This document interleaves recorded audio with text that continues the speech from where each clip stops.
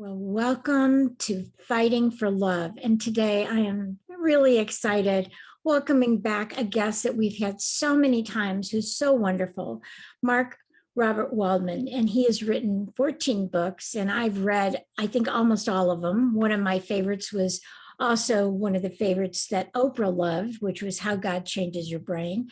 And I also love neuroscience, neurowisdom, and how enlightenment changes your brain and how words can change your brain. So those are my top favorites.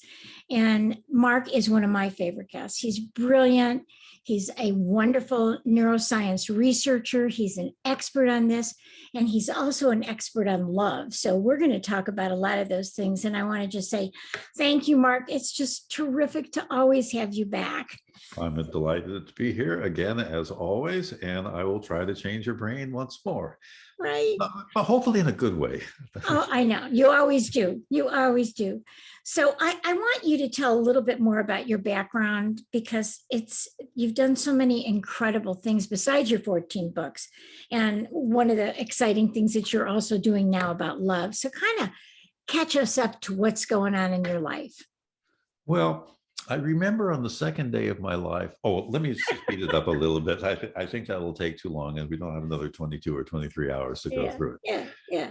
One of the most amazing experiences for me was when I first was working on an anthology. I was a developmental editor for Tarcher Putnam, and Jeremy Tarcher, who I worked directly with, wanted me to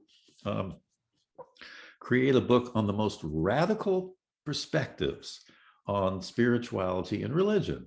Things like excerpts from like Bishop Spong's book, Why Christianity Must Change or Die. And as I was putting it together, I had come across a very interesting book called Why God Won't Go Away by Andy Newberg. He's a neuroscientist at UPenn at that particular time, and he was doing brain scan studies of nuns and Buddhists and Pentecostals speaking in tongues. And I joined him around 2000, around 2002, 2003, to help him translate his neuroscientific work into language that all of us can understand. And in that process, I ended up just living on PubMed, which is your national database of 32 million journals, actually. Wow. So you can imagine how many articles there actually are there. But only about 3,000 have any form of respectability or quality. So we did How God Changes Your Brain, and it was profoundly successful. And I began experimenting as I was wandering around on PubMed, looking at certain things, and Andy would be talking about, well, the anterior cingulate and the insula and how that may interact with your dorsolateral prefrontal cortex.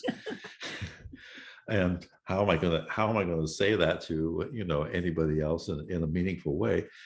I stumbled upon an interesting set of studies about yawning, and I had been kind of teaching yawning as an alternative practitioner and healer for several decades. And here's all this research showing that yawning looks like it's the fastest way to turn down excessive activity in your brain. So you can actually become more calm and focused and serene faster than any other technique out there. And doing 3 mindful yawns is a thermoregulatory mechanism, actually tends to, there you go, just yawning by bringing it up. Yeah, I'm doing it to practice what you preach. Yeah. And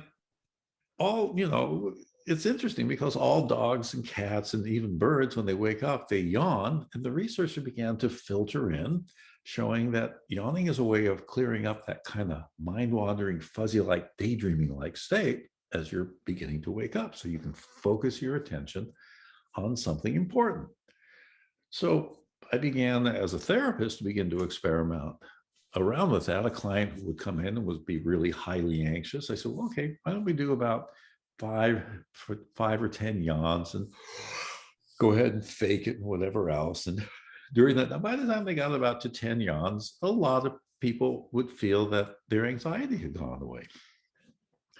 So I became fascinated that some of these really, what I would have thought are unusual and bizarre forms of, uh, you know, things that you could add to your coaching and therapeutic practice, or even bring into the classroom and everything else, was saying, hey, this isn't just woo woo. It may be a little bit woo, but here's a bunch of brain science and evidence to show that the woo may actually be kind of a wow experience. Right. And so using this almost as kind of a basis for it, over the years, I was brought into, because of the work that I'd done with Andy, I was asked to join the faculty at at Loyola Marymount University in their executive MBA program. Now there, we're doing all this mindfulness research and meditation research. There, these students are running multi-million-dollar companies. Right. They're not going to spend 30 minutes doing a mindfulness-based meditation practice of just sitting there and focusing on your breathing and watching your thoughts wander around. Right. They're not even going to give you 5 minutes. So my challenge was, can we come up with 60-second forms of mindfulness? 60-second forms that will eliminate as much neurological and physiological stress as possible. And we introduced them to 3 unusual things. One was an exercise that's basically called 3 mindful yawns. Another one would be called super slow movement, just one roll of your head, taking a full 60 seconds doing so. Another one was, you're going 4 times as fast. Okay. Okay. So let me interrupt you and let me ask everyone who's watching this to do this with you. Everyone, just drop your head forward, and to take a full 60 seconds, you're still going too fast, Mary. However fast you think you're going, with your eyes closed, cut your speed in half. And now slow it down even more. So it almost feels like you're barely moving. And you'll notice that you can feel a whole lot more little tiny aches and pains and sensations that you can't feel if you go faster than what's known as micro movements.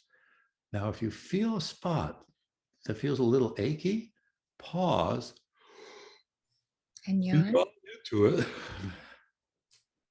and tell me if that pain disappears, which it will for 80% of the people who do this. Yeah, feels good. It's kind of amazing, isn't it? And then and in the process of doing the super slow movement for 60 seconds, you're learning how to be in the present moment, mindfully aware of the little tiny sensations in your body.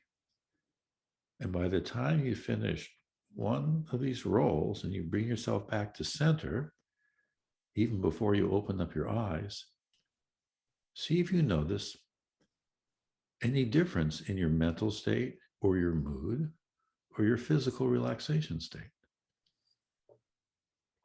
Well, I'm feeling very calm, very peaceful. So this one is the 3rd most favorite strategy used by executives in business situations. The number 1 is mindful yawning. And so what I mean by a mindful yawn is that I have a person close their eyes. So everyone just close your eyes who's watching this. And by mindful, pay attention to where that yawn begins, what it feels like as you yawn. And as you finish that yawn, just sit for a few more moments and notice how that specifically affects not your body, but your mental state and your mood. I'll do it with you because yawning is neurologically contagious. You can even yawn and get your dogs and cats to yawn with you.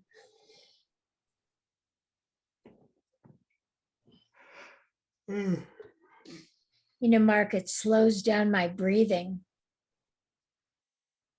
What it's actually doing is slowing down activity in a huge area on the top of your brain called the default network, what I prefer to call your imagination network. And so yawning is like the radiator, it's like the radiator in your car. When you yawn, you're increasing cerebral blood flow. And if you're worried about something or you're anxious or you're just really gung ho, like I'm doing right now, and if I speed up my voice, I'm sure the same thing's happening to you. You'll see more and more activity going on in this top part of your brain, this area that's represented by that big orange area. That's your default network or imagination network. This is where worries and fears and doubts and anxieties and excitements and fantasies about the future, positive and negative, are going on all the time. If you spend too much time focusing on those worries or fears or excitements are going on with it, this part of your brain actually becomes overheated. Same if you're angry or anything else. So the yawning